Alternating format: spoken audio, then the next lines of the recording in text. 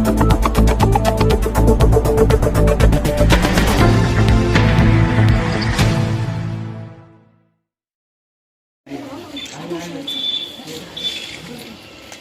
खड़े हो जाओ बच्चों, सब खड़े हो, सावधान हो के खड़े हो। आवाज किसकी नहीं है?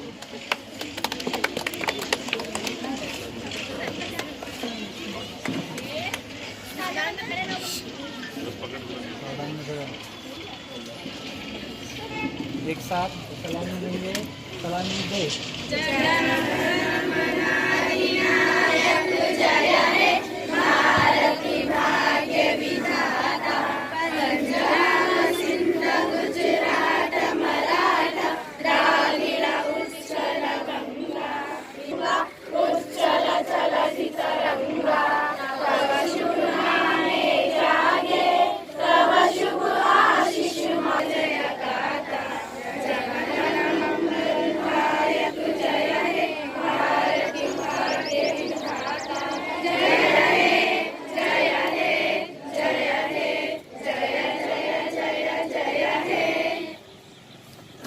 दस्तूर चलता आ रहा है कि हर जलसा या हर महफिल की सदारत कोई बाअसर शख्स कबूल करता है, उसके बाद आगे कार्रवाई बढ़ाई जाती है।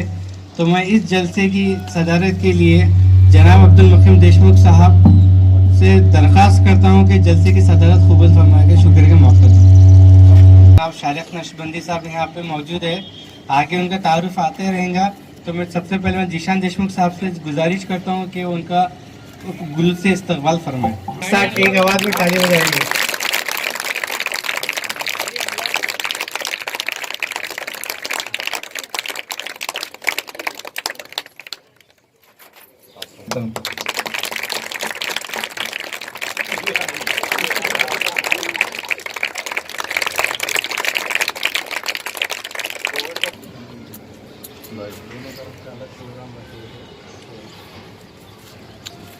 इसके बाद हमारे दरमियान हाशिम चौक जैसे एक मशहूर शख्सियत भी मौजूद है।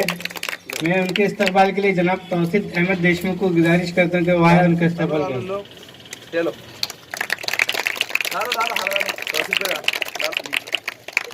हज़रत आगे में जनाब नजीब फारूक साहब से गुजारिश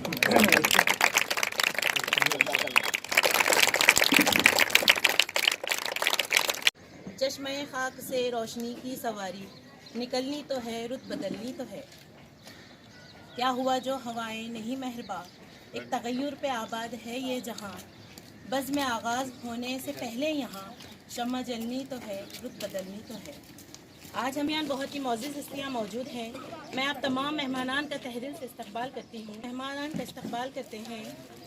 हमारे दरमियान शहर औरंगाबाद की बहुत ही एशिया एक्सप्रेस के मुदीर आला शारिक नक्शबंदी साहब मौजूद हैं। सर के लिए मैं इतना कहूँगी, नहीं मकाम की खूगर तबीयत आज़ाद, हवाए सेरे मिसारे नसीम पैदा कर। हज़ार चश्मे तेरी संगे राह से फूटे, हज़ार चश्मे तेरी संगे राह से फूटे। खुदी में डूब के ज़रबे कलीम पैदा कर।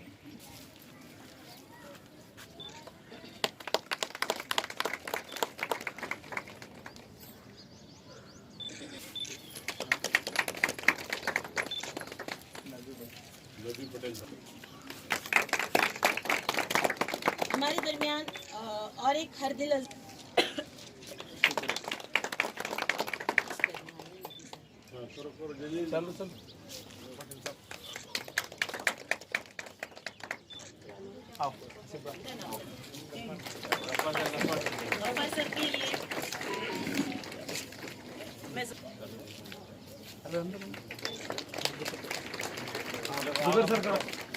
चलो भाई आओ, अरे आओ भाई, अरे आओ, अरे आ जाओ।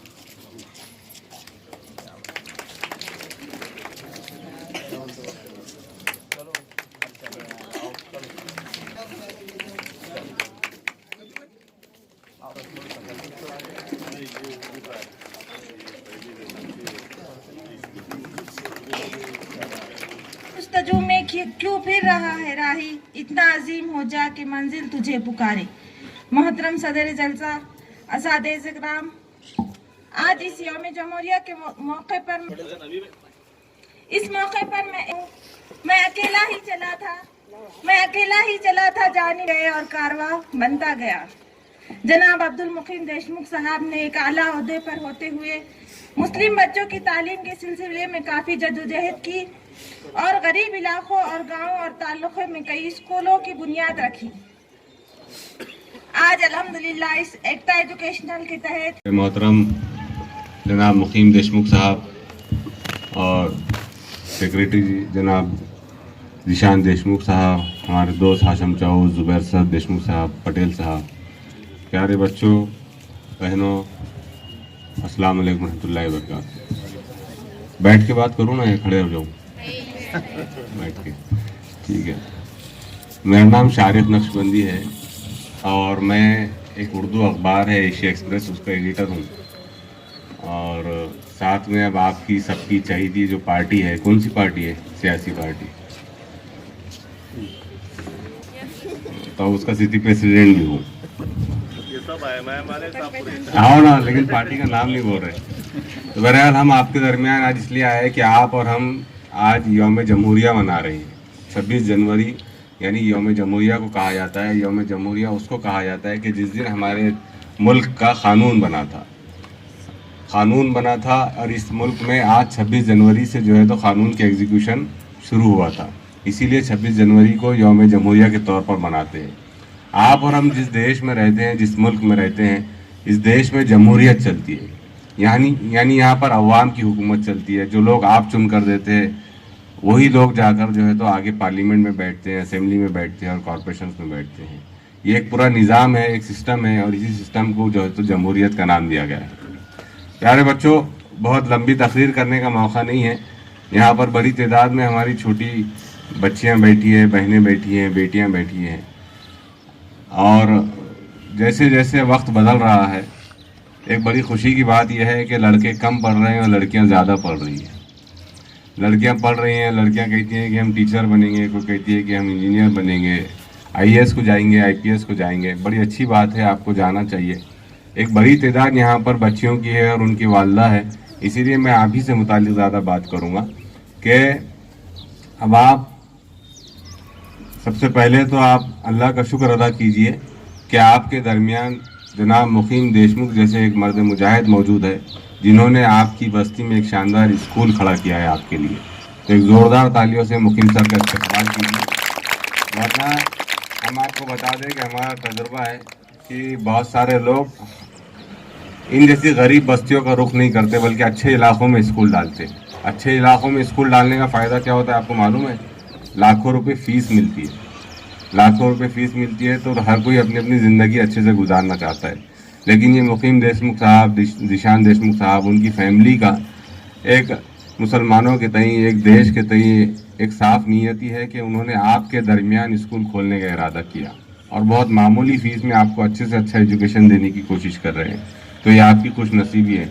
बहरहाल अब आप आने वाले दिनों में आगे की क्लासेस में जाएंगे, 9वीं 10वीं की बच्चियाँ भी होंगी, 10वीं की बच्चियाँ भी यहाँ पर होंगी। अब आप पास आउट होंगे, अब आपका ख्वाब होगा कि आप कॉलेज को जाएंगी। 8वीं 9वीं की बच्चियाँ भी चाहेंगी कि हम आगे जाएंगे।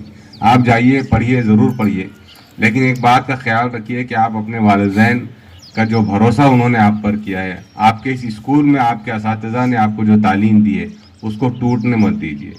और आप फेल होंगे तो मायूस मत होइए। फेल होके उठना, फिर कामयाब होना, यही जो है तो एक स्टूडेंट्स की निशानी होती है, एक कामयाब स्टूडेंट की निशानी होती है। आप अपने घर में जब अपने वालिदैन से किसी चीज़ की शिकायत करते हैं या किसी चीज़ की डिमांड करते हैं, तो मैं समझता हूँ कि आप लोग डिमांड करते होंगे कपड़े अच्छे बने, आज अम्मी अपने को फलाने फूफू के पास जाने का है, नानी के पास जाने का है, आज ये करना है, वो करना है। इससे ज़्यादा तवज्जो दीजिए कि आप अपने वालिदैन को, अपनी वालदा को ये कहिए कि मेरी पढ़ाई पर खर्च करने के लिए आप यहाँ पर जमा कीजिए। आने वाले दिनों में आपको ये ज़रिया तालीम यहाँ पर बहुत कम पैसों में, बहुत कम फीस में या ना के बराबर आपको पे करना पड़ रहा है, लेकिन जैसे जैसे अब आप आगे की कोर्सेज की तरफ जाएंगे तो आपको वहाँ पर फीस पे करना पड़ेगा। उसके लिए हमारी जिम्मेदारी बनती है कि हम अपनी जो रोज़मर्रा की ज़िंदगी होती है, रोज़मर्रा की ज़िंदगी में जो खर्चे होते हैं, तो यहाँ बड़ी तादाद में हमारी माएँ मौजूद है, ये चाहती है कि अपने बच्चों को आला तालीम दे। तो आला तालीम देने के लिए आपको ज़रूरी है कि जैसे आप दीगर ज़रूरियात पूरी करते हैं, जैसे कहीं शादी ब्याह में जाना है, कुछ उसके लिए आप जमा पूंजी करना शुरू कर दिए, तो आपकी तमाम की जिम्मेदारी है कि आप पहले बच्चों की तालीम के लिए जमा करना शुरू करें। आने वाले दिनों में तालीम आगे चलकर बहुत ज़्यादा महंगी होने वाली है। आपको अगर डीएड बीएड करना है तो उसके लिए आपको काफ़ी फीस पे करना पड़ती है। तो आप खुद भी जमा करने की आदत डालिए। हर काम अब्बा के ऊपर डालना ज़रूरी नहीं है, आपकी अपनी भी जिम्मेदारी है। तो अब आप लोग बहुत प्रैक्टिकल लाइफ में इंशाल्लाह जाने वाली है, अमली ज़िंदगी में जाने वाली है।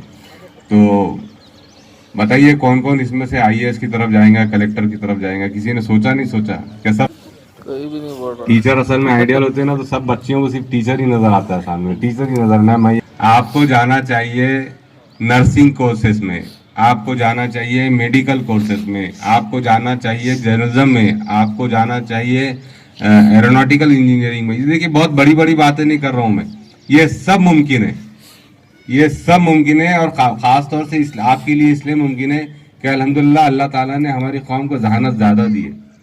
बस ज़रूरत इस बात की है कि उसका इस्तेमाल किया जाए। फीस नहीं है, हम गरीब हैं। मैं बहुत प्रैक्टिकल बातें कर रहा हूँ, मैं बहुत भाषण कर रहा हूँ नहीं, मैं बैठ के इसीलिए अच्छे से बात कर रहा हूँ। हम गरीब हैं, हम कहाँ से पढ़ सकते हैं? हमारे पास आप में अगर इरादा हो, मुसम्मम इरादा हो कि मैं ये कर सकती हूँ, तो अल्लाह आपको अंदाज़ा नहीं है कि अल्लाह ताला आपके लिए कहीं कहीं से भी असबाब खड़े कर देगा। लेकिन आपको अपने आप से ये वादा करना होगा कि मेरे वालिदैन मुझ पर जो भरोसा कर रहे हैं, तो आज मैं यहाँ से निकलूंगी मिसरवाड़ी से, तो मैं किसी भी कॉलेज में चले जाऊंगी या पढ़ने चला जाऊंगा, तो मैं अपने पेरेंट्स का ट्रस्ट नहीं तोड़ूंगा या तोड़ूंगी। मैं पूरी कंसंट्रेशन, पूरी तवज्जो अपनी पढ़ाई के ऊपर लगाऊंगी। यह आपको अपने आप से भी वादा करना होगा, अपने पेरेंट्स से भी अपने आपको वादा करना पड़ेगा, तब कहीं जाकर वो आपको पढ़ाई के लिए आगे भेजेंगे। आमतौर से हमारे माशरे में ये बात समझ में आती है कि बच्चियाँ पढ़ती नहीं है, बल्कि अब जब आप शहर का रुख करेंगे, मोबाइल्स तो सबके अब्बा के पास होंगे, आए दिन आप मोबाइल पर देख सकते हैं किस तरीके से बच्चियाँ पढ़ रही है। तो आने वाला वक्त आपका है, आप बहुत अच्छे से पढ़ सकती है। आप इरादा कीजिए, दुआएं कीजिए और यकसुई के साथ पढ़िए, इसलिए कि अगर आप पढ़ेंगी अच्छे से तो आने वाली नस्लों को भी तामीर करने की जिम्मेदारी आप पर होगी। तो ऐसे एक स्कूल मुकीम देशमुख साहब का नहीं, बल्कि हम मिसरवाड़ी में से कई स्कूल खोल देंगे। खोलेंगे नहीं खोलेंगे? तो टीचर बनने के अलावा बहुत सारे कोर्सेज, फैशन डिज़ाइनिंग में आप लोग जा सकती है।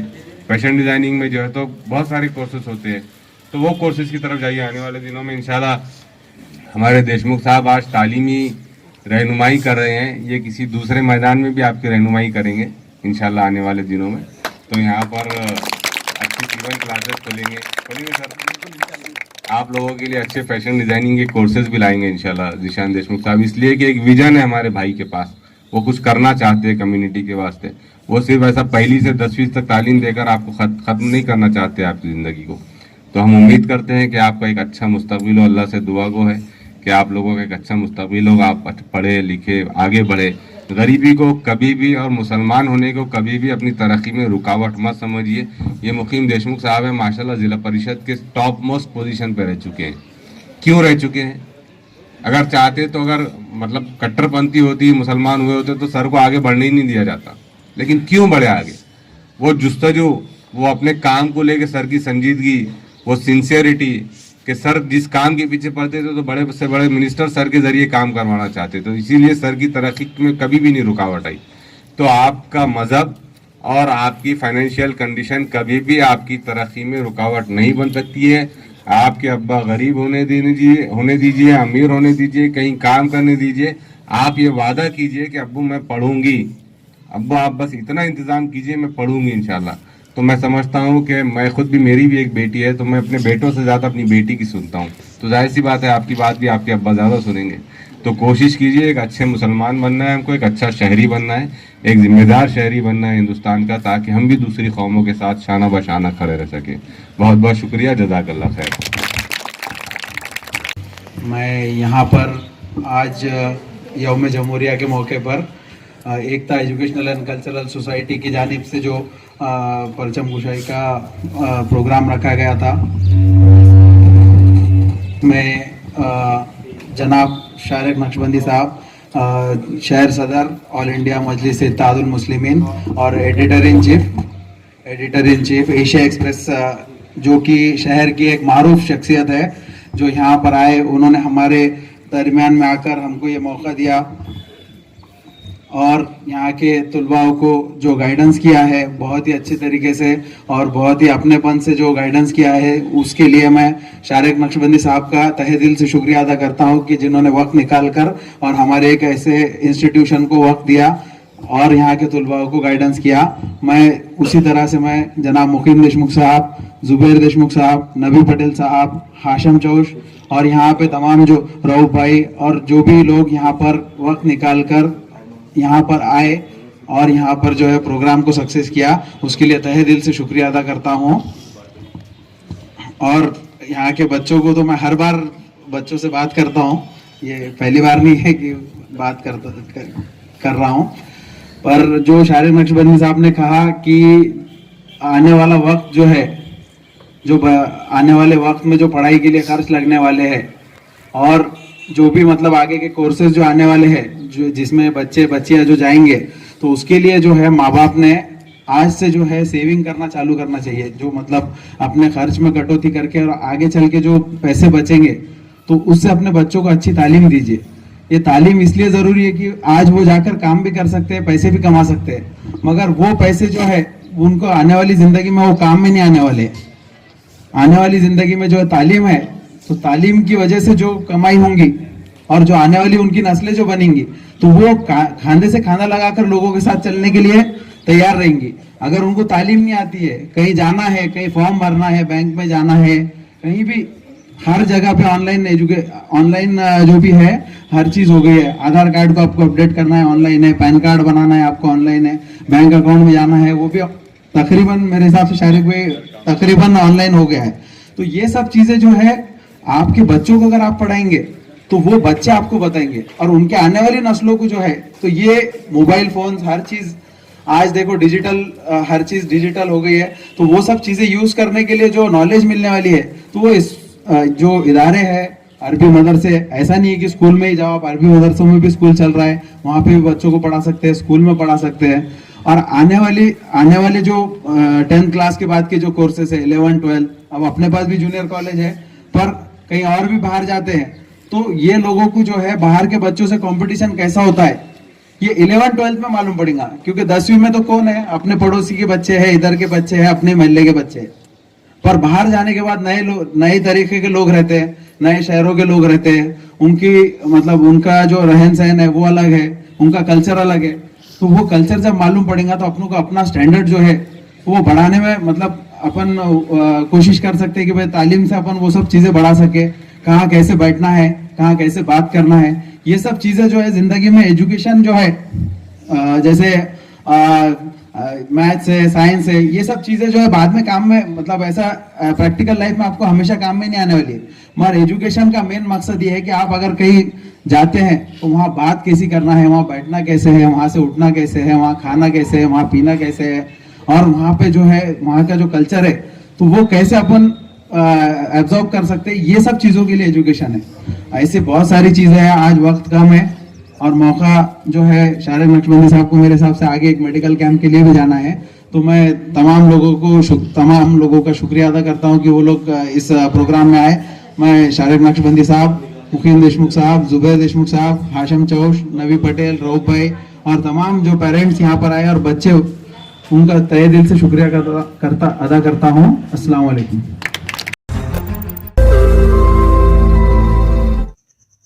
रोज नई खबरों को देखने के लिए हमारे औरंगाबाद समाचार चैनल को सब्सक्राइब कीजिए और नोटिफिकेशन पाने के लिए हमारे बेल आइकन को दबाइए ताकि हर खबर की नोटिफिकेशन आपको मिलती रहे।